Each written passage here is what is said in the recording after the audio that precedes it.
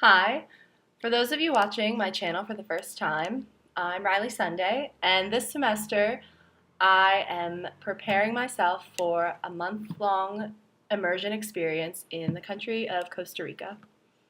One of the things that I need to do before I go on this really great adventure is really prepare myself for the immersion experience. And one of the big things that I think could pose a challenge to me when I go abroad is not having a complete grasp of the Spanish language. As someone who already speaks a second language fluently, I thought that learning another one would be pretty easy, and I have found completely the opposite. But I've been able to use a lot of strategies from learning my first language to apply to learning my second. And my project that I've spent up until this point working on all semester has been video series where I've read children's books and talked a little bit about them once I've finished. Talked about my experience reading it, whether it was difficult or easy, or if I'm understanding better, or talked about what the book reminded me of. So some of the books I've read this semester are The Giving Tree, El Árbol Generoso, If You Bring a Rat to School, Si Llevas un Ratón a la Escuela, Harold and the Purple Crayon, Harold y el Lápiz Color Morado, Amelia Bedelia, If You Give a Pig a Pancake, Si le da un panqueque a una cerdita, Abuela, Sopa de Cactus, and two selections from Algunos Niños, Tres Perros y Más Cosas. Each week, I tried to pick a book that was a little more challenging. The first book I chose, The Giving Tree, is one that I read a lot when I was younger, and it's by one of my favorite children's authors, Shel Silverstein. And after reading it on the first day, I did 2 videos a week. The first video premiered on Monday, and I would read through the book on camera and try and talk about it a little bit. And then throughout the week, I would look through and write down all of the vocabulary that I didn't understand in my journal.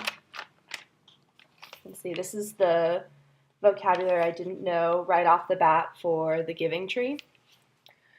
All of the words that are highlighted are verbs, because a lot of times the words I struggled with the most were the different conjugations of the verbs. So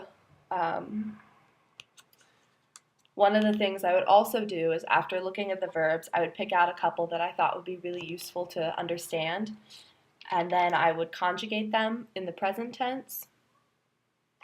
And here is a page example of some of the verbs I thought would be really useful.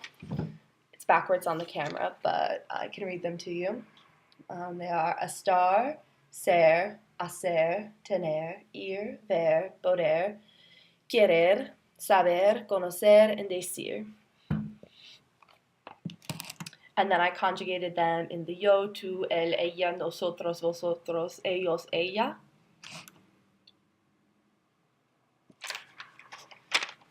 And then after I spent some time learning the vocabulary and familiarizing myself with it, what I would do is read through the book page by page, because the vocabulary is in order as they appear.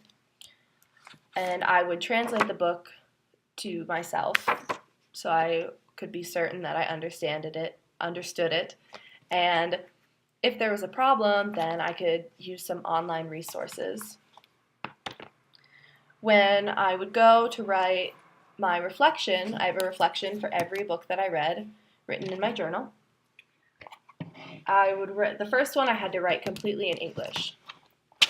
So it's written up here in English, and all the highlights that you can see here are words that I didn't know how to use to explain things.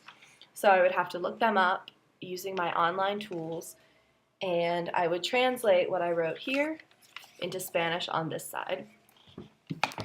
And some of the parts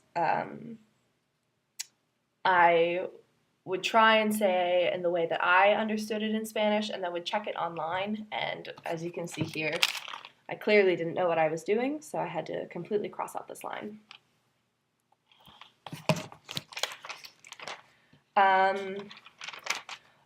All of my reflections are written in a similar manner, but as I got closer to the end, I was trying to not rely on what I had written for all of my reflections, because when we're in Costa Rica, I'm not going to be able to write down everything I say before I say it. Conversation is much more fluid. One of the things that I really liked about this project was having the opportunity to pronounce different words and understand how to use words in sentences. So for example, at the end of the giving tree,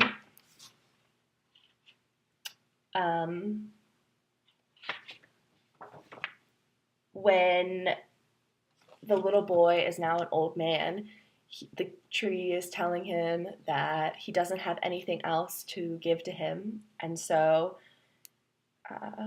he's very sad, and the boy is just saying, it's okay because I'm really tired and I would just really like a place to sit down. And the sentence he uses is estoy muy cansado, and that is a really useful phrase for me to know, even though I would have to incorporate the gender agreement cansada as opposed to cansado. That's definitely a phrase that I can use in my interactions. One of the difficulties that I had with this project was choosing books that increased in their difficulty. At first, I thought I would be able to read 3 books: The Giving Tree, If You Bring a Rat to School, and Harold and the Purple Crayon, and just immediately move on to a book without pictures like this one. But I found that I was not able to go nearly as quickly as I had originally thought, and I had to go back to the library and find more books with pictures. One of the ways I was able to increase the difficulty was finding books like Sopa de Cactus that had a lot more text. And this was one of the books that I could not read everything that was written on each page because the paragraphs were really long, and I didn't think it would be a good idea to make 15-minute videos. Plus, after a while, reading, I start to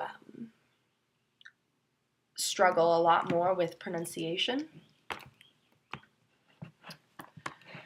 I think that reading the books has given me a really good place to start in